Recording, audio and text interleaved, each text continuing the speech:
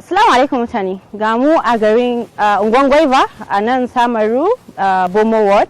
Mun zo mu ji daga bakin mutanen Anguwan gwaiba abubuwan da Honorable Engineer Muhammad Usman Maku ya yi musu, sannan me za su iya faɗi game da wannan abubuwa.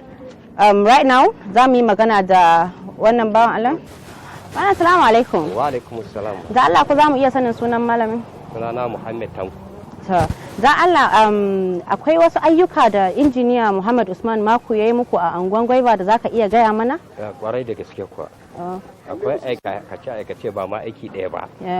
Musamman aka ce game da sabar da wutan lantarki da sababbin transformi wanda ya sa akalla kasara guda 3 da anguwan ɗansa da sabon bin da kuma anguwan gwaiba wanda shi akalla kasara gashi muna tsaye a wurin.